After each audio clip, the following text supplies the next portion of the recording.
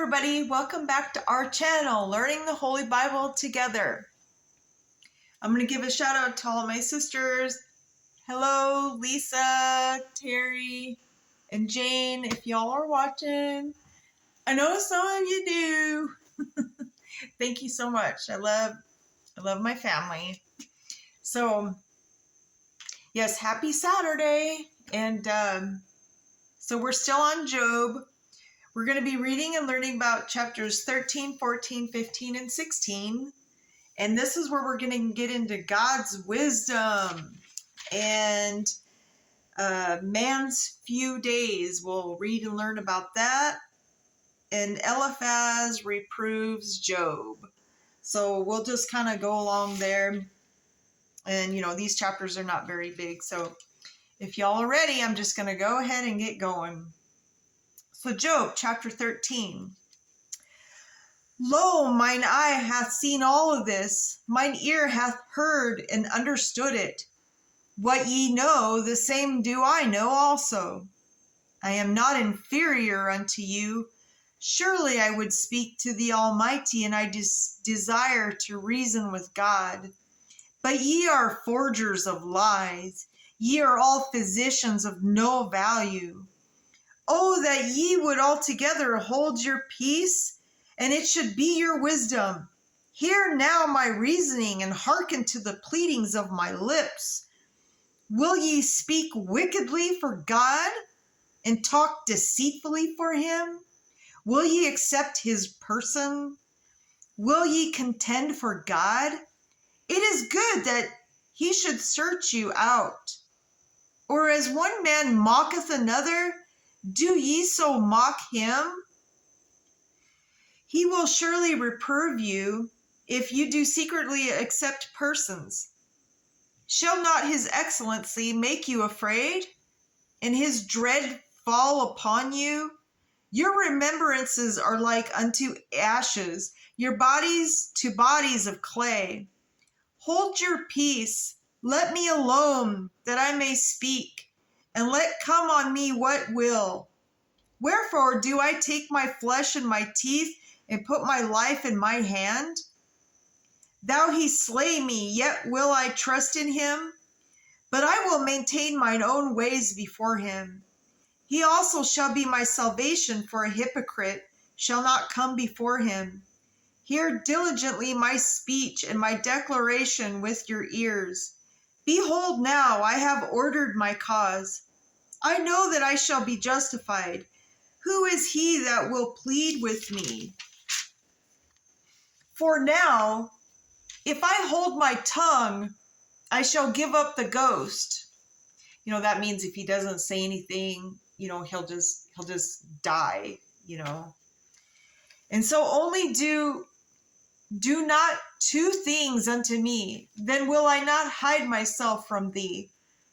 Withdraw thy hand from me, and let not thy dread make me afraid. Then call thou, and I will answer, or let me speak, and answer thou me. How many are mine iniquities and sins? Make me to know my transgression and my sin. Wherefore hidest thou thy face, and holdest me for thy enemy? Wilt thou break a leaf driven to and fro? And wilt thou pursue the dry stubble? For thou writest bitter things against me, and makest me to possess the iniquities of my youth. Thou puttest my feet also in the stocks, and lookest narrowly unto all my paths. Thou settest a print upon the heels of my feet, and he, as a rotten thing, consumeth a garment that is moth-eaten. Wow, that's real negative, and he's really down on himself and just... All right, so let's just jump into 14 and see what they're saying there. Man that is born of a woman is of few days, and full of trouble. He cometh forth like a flower, and is cut down. He fleeth also as a shadow, and continueth not. And dost thou open thine eyes upon such as one, and bringest me unto judgment with me? Who can bring a clean thing out of an unclean? Not one. So who can bring a clean thing out of an unclean thing? He's saying nobody. It's kind of like, if you're a wicked person and you have a child and they become wicked, because kids learn, what they see, whether it be society or so he's saying there's no hope when there can be hope. You know what I mean? Like, he just really has a lot of questions, like we do, or, children, and we are all God's children, and we have questions to these, these things in life that just happen. So seeing his days are determined, the number of his months are with thee. Thou hast appointed his bounds that he cannot pass. Turn from him, that he may rest till he shall accomplish as a hireling his day. For there is hope of a tree, if it be cut down, that it will sprout again, and that the tender branch thereof will not cease, though the root thereof wax old in the earth, and the stalk thereof die in the ground. Which, yeah, that's true. I mean, I remember a wind one time, it whipped up, it was like 80 miles an hour or something, and it made the tree in the backyard fall over the wooden fence, the 6-foot fence that we had in it. And then it started sprouting more. It just wouldn't die, it just kept going. Okay, so yet through the scent of the water it will bud, and bring forth boughs like a plant. But man dieth and wasteth away. Yea, man give up the ghost, and where is he? As the waters fail from the sea, and the flood decayeth and drieth up, so man lieth down and riseth not till the heavens be no more. They shall not awake, nor be raised out of their sleep. Oh, that thou wouldest hide me in the grave, that thou wouldest keep me secret until thy wrath be past, that thou wouldest appoint me a set time and remember me. If a man die, shall he live again? All the days of my appointed time will I wait till my change come. Thou shalt call, and I will answer thee. Thou wilt have a desire to work of thine hands. For now that numberest my steps, dost thou not watch over my sin? My transgression is sealed up in a bag, and thou sewest up mine iniquity. And surely the mountain falling cometh to naught, and the rock is removed out of his place. The waters wear the stones. Thou washest away the things which grow out of the dust of the earth, and thou destroyest the hope of man. Thou prevailest forever against him, and the passeth. Thou changest his countenance, and sendest him away. His sons came to honor, and he knoweth it not. And they are brought low, but he perceiveth it not of them. But his flesh upon him shall have pain, and his soul within him shall mourn. Okay, let's jump into 15. Then answered Eliphaz the Temanite and said, Should a wise man utter vain knowledge and fill his belly with the east wind? Shall he reason with unprofitable talk, or with speeches wherewith he can do no good? Yea, thou castest off fear, and restrainest prayer before God. For thy mouth uttereth thine iniquity, and thou choosest the tongue of the crafty. Like a salesman, a used car salesman, they get crafty. Thine own mouth condemneth thee, and not I, yea, thine own lips testify against thee. Art thou the first man that was born? Or was thou made before the hills? Hast thou heard the secret of God? And dost thou restrain wisdom to thyself? What knowest thou that we know not? What understandest thou which is not in us? With us are both the gray-headed and very aged men, much elder than my father. Are the consolations of God small with thee? Is there any secret thing with thee? Why doth thine heart carry thee away? And what do thy eyes wink at, that thou turnest thy spirit against God? And lettest such words go out of thy mouth? What is man that he should be clean? And he which is born of a woman, that he should be righteous? Behold, he putteth no trust in his saints. Yea, the heavens are not clean in his sight. How much more abominable and filthy is man which drinketh iniquity like water? I will show thee, hear me, and that which I have seen I will declare, which wise men have told from their fathers and have not hid it, unto whom alone the earth was given, and no stranger passed among them. The wicked man travaileth with pain all his days, and the number of year is hidden to the oppressor. A dreadful sound is in his ears. In prosperity the destroyer shall come upon him. He believeth not that he shall return out of darkness, and he waited for the sword. He wandereth abroad for bread, saying, Where is it? He knoweth that the day of darkness is ready at his hand. Trouble and anguish shall make him afraid. They shall prevail against him as a king ready to the battle. For he stretcheth out his hand against God, and strengthened himself against the Almighty. He runneth upon him, even on his neck, upon the thick bosses of his bucklers, because he covereth his face with his fatness, and maketh collops of fat on his flanks. And he dwelleth his desolate cities, and his houses which no man inhabiteth, which are ready to become heaps. He shall not be rich, neither shall his substance continue, neither shall he prolong the perfection thereof upon the earth. He shall not depart out of darkness, the flame shall dry up his branches, and by the breath of his mouth shall he go away. Let not him that is deceived trust in vanity, for vanity shall be his recompense. It shall be accomplished before his time, and his branch shall not be green.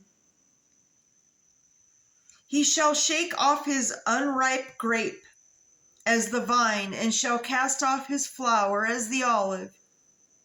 For the congregation of hypocrites shall be desolate, and fire shall consume the tabernacles of bribery. That right there is powerful, my brothers and sisters. I'm going to read that again, and then I'll break it down just real quick. So for the congregation of hypocrites shall be desolate, and fire shall consume the tabernacles of bribery.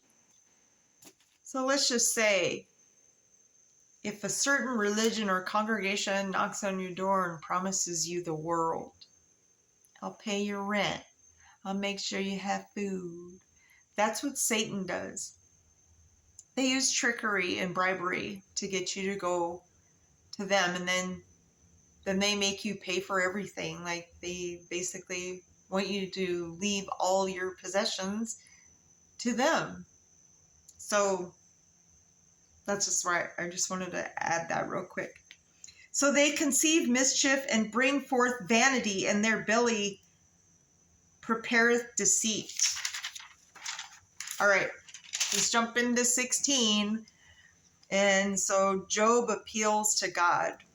So let's find out what he does.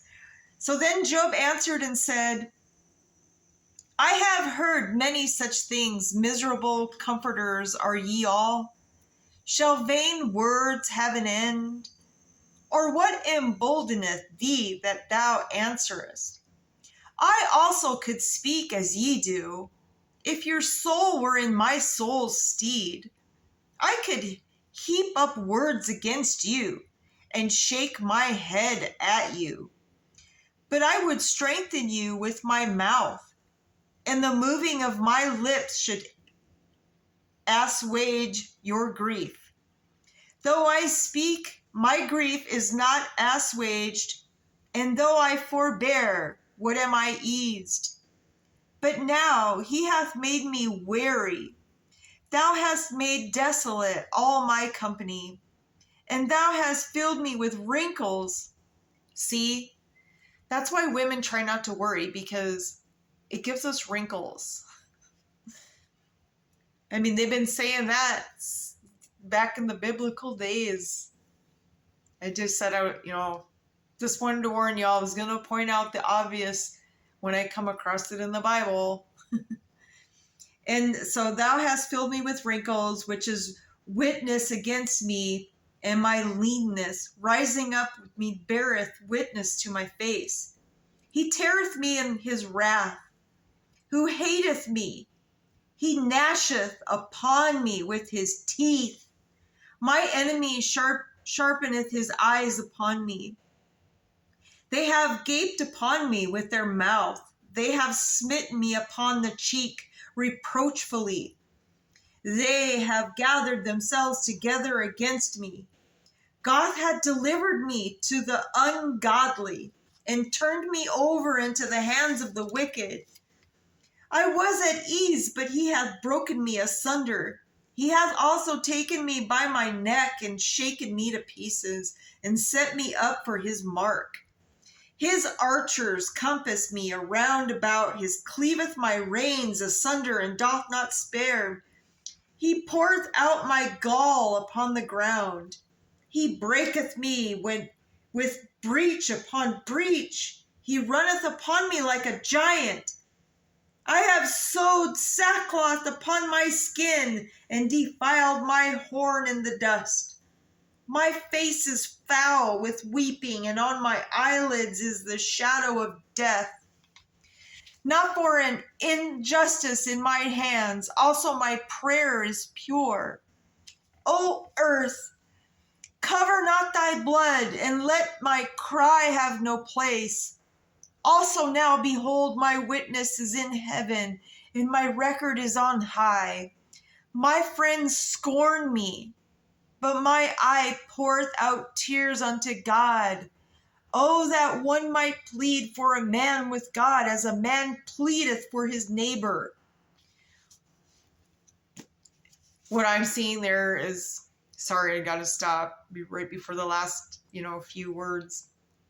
Right there when he says, oh, that one might plead for a man with God as a man pleadeth for his neighbor. Like, if your neighbor's being loud, like, oh, God, please be quiet, That's what I saw when I was reading that. Sorry. Okay, so moving on. And so he says, when a few years are come, when I shall go the way whence I shall not return. Okay, so that's the end of 16. When we come back, of course, we'll be on 17, 18, 19, and 20. And we'll read and learn about Bildad has, reproof. And then Zophar speaks of the wicked, and the wicked prosper. So, this is going to be like a back and forth. It just, in a nutshell, it's about how, Job goes through all of these, what ifs and yada, yada. And then God turns around and, basically just tells them, have faith in me. I have your back. As long as you're a good person, I will take care of you. The wicked will not, be taken care of. Except for they'll be done away with. You know what I'm saying? So, all right, my brothers and sisters, I just want to say I hope you're having a great Saturday. Enjoy your weekend. I'll see you back on Monday. And as we always say, put God first. He waits for us patiently to come to him and repent. He'll answer our prayers when the time is right. I mean, You witnessed it. I mean, I told you, or maybe you didn't see it, but you see me and you hear me. I mean, hey, the boys' dad, his dog passed away. So he got a new one, a rescue dog, looked like a twin. He answered his prayers because the timing was right. And it's amazing. And he does it for everyone. Just have faith. God loves us so much. And on that note, to be continued. I will see you back Monday. Have a great weekend.